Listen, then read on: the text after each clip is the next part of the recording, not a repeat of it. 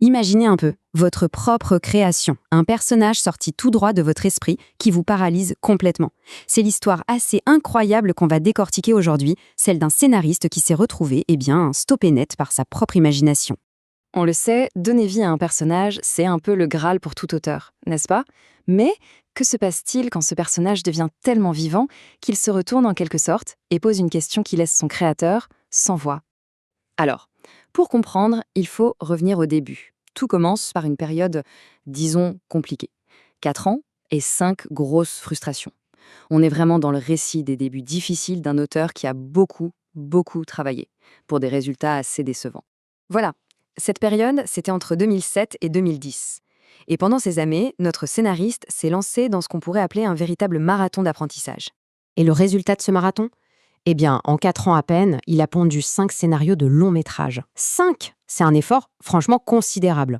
Mais voilà le problème. Malgré tout ce travail, le résultat était, d'après lui-même, toujours le même. Il les qualifiait de terribles. En gros, de vrais échecs à ses yeux. Et pourtant, c'est justement au milieu de toutes ces tentatives ratées qu'un truc incroyable était sur le point de se produire. Et on y arrive au fameux moment où un personnage a, en quelque sorte, pris la parole. Ça s'est passé pendant une séance d'écriture qui semblait tout à fait banale, mais c'est là que l'inattendu a frappé. Il faut s'imaginer la scène. L'auteur est dans sa bulle, complètement absorbé par son écriture. Il n'y a que la passion de raconter, l'envie de pousser l'histoire plus loin. Le truc classique, quoi.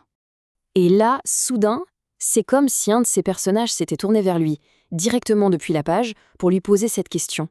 Une question toute simple, mais absolument dévastatrice. Et l'effet de cette question? Un blocage. Total. Immédiat. Quand on dit tout, c'est tout. Le flot des mots, la progression de l'intrigue, la moindre petite étincelle d'inspiration, tout, absolument tout, s'est arrêté net. Et cette paralysie a duré. Pas juste 1 heure, ou même une journée, non. On parle de 3 semaines. 3 longues semaines.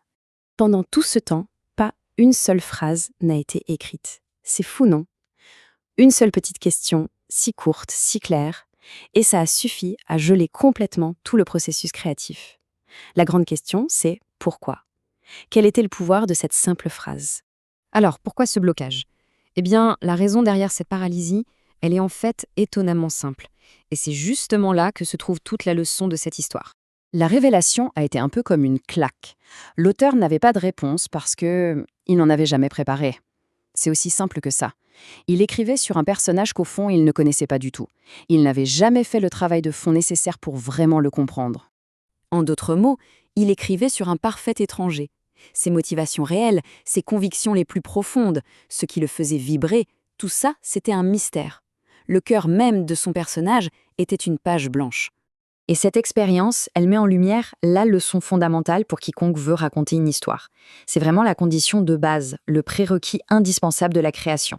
Cette leçon, c'est la suivante. Un auteur doit être prêt à répondre aux questions de ses personnages. Ce travail de préparation en profondeur, ce n'est pas juste une option, un petit plus. Non, c'est absolument crucial pour ne pas se retrouver un jour complètement bloqué par sa propre histoire. Bon, alors concrètement, comment on fait pour éviter ce genre de piège? D'abord, l'étape 1, c'est la conception. Il faut connaître son personnage sur le bout des doigts, bien au-delà de ce qu'on verra à l'écran. Ensuite, étape 2, il faut cartographier ses relations. Avec qui interagit-il? Pourquoi? Parce que ces liens vont définir ses choix. Et enfin, étape 3, l'anticipation. Il faut se poser soi-même les questions qui fâchent, bien avant que les personnages aient l'idée de le faire. Alors, pour finir, la question à 1 million.